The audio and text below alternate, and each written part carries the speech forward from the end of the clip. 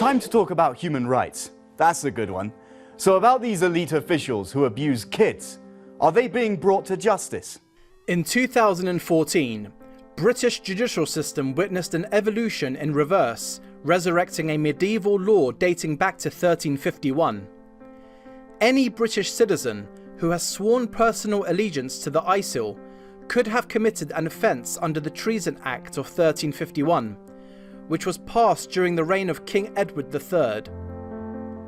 It all started after the Tory MP, Philip Hollobone, claimed in a parliamentary session that the British ISIL militants who returned from Iraq and Syria should be prosecuted for the offence of treason because their actions are treachery against Her Majesty, and aiding and abetting enemies of Her Majesty is one of the greatest offences a British citizen can commit.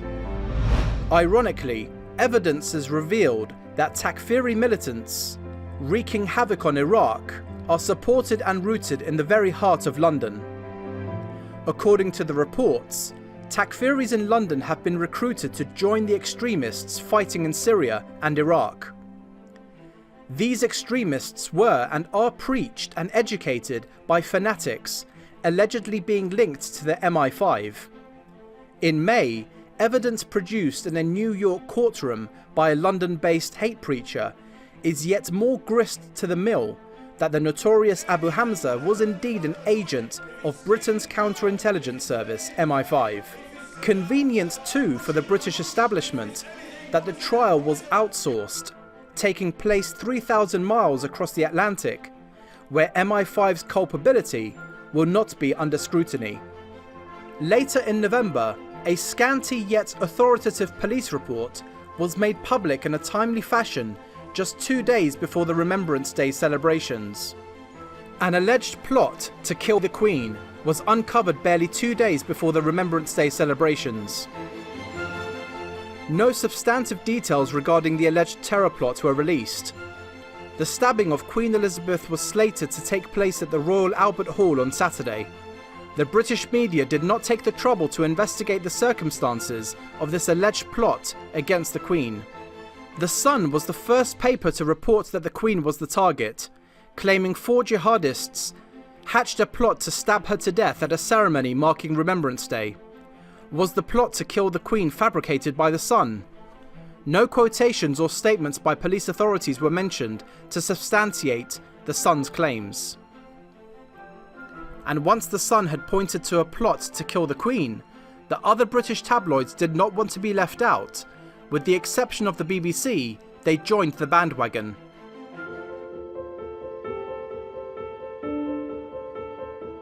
Despite all the fear-mongering infused to the society by the government and mainstream media, the British establishment is still supporting the savage Takfiris.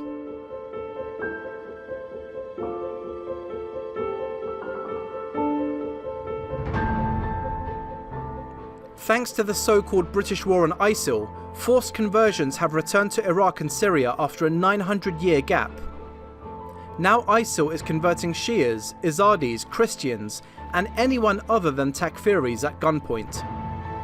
It has instituted a policy of forced marriage and the sale of captured women as brides. But if you think Cameron's cabinet did not have any plan to confront what it labels terrorism, you should think again. They presented a new definition of terrorism. The UK government drafted new legislation to empower courts to impose life sentences for what is called serious cybercrime activities.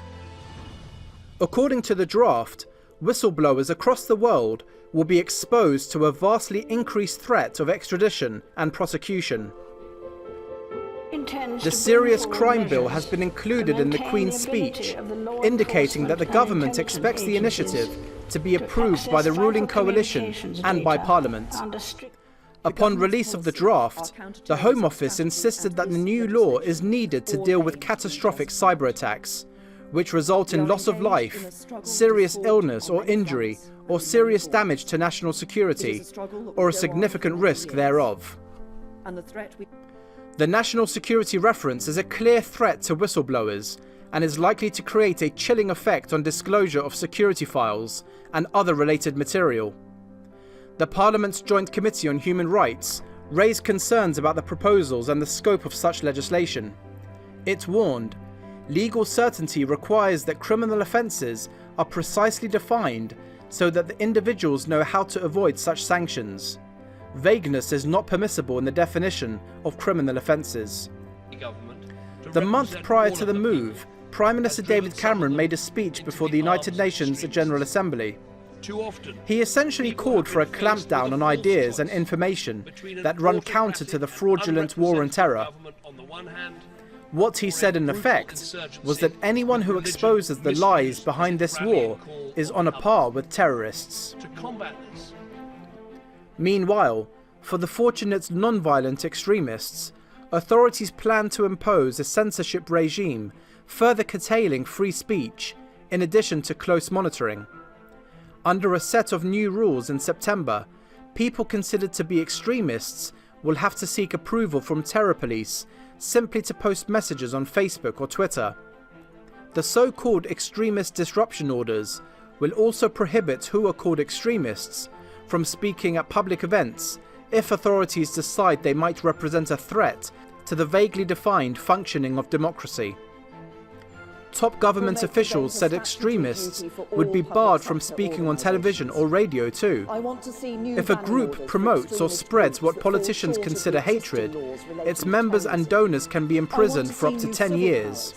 The year 2014 started with the British justice system letting another Black Death be swept under the carpet legally. The inquest that was held for Mark Duggan's killing revealed that he was lawfully shot. The jury came to the conclusion that Duggan had a gun hidden in a sock without fingerprints or DNA evidence, and with 2 witnesses testifying that it was planted by police. Yet somehow the jury came to the conclusion that the killing was lawful. Shortly after the verdict, police said that the officer, known as V53, who shot and killed Mark Duggan, can return to armed duty. The year ended with the most shocking revelations of British scandalous cooperation with the US in kidnapping and torturing people around the globe. In December, the US Senate Intelligence Committee's 500-page executive summary of the 6,700-page full report on the CIA's enhanced interrogation program has completely shattered the US and British officials' myth that the torture of Al-Qaeda detainees, which the CIA calls enhanced interrogation techniques, somehow helped to thwart further terrorist attacks. Britain allowed the CIA to use a number of its military sites on its territory, and it was revealed that US hid UK links in CIA torture report at request of British spy agencies.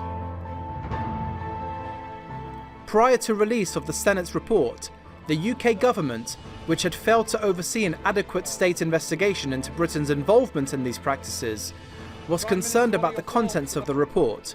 In August, records published under Britain's Freedom of Information Act heightened fears the British government lobbied US officials to sanitise the report and obscure the UK's role in CIA rendition. At the time, it emerged UK Ambassador to the US, Peter Westmacott, engaged in at least 21 separate meetings with members of SSCI prior to the publication of its long-awaited report. Now the report is released and contains not a single reference to the UK intelligence agencies, despite citing cases in which they were intimately involved.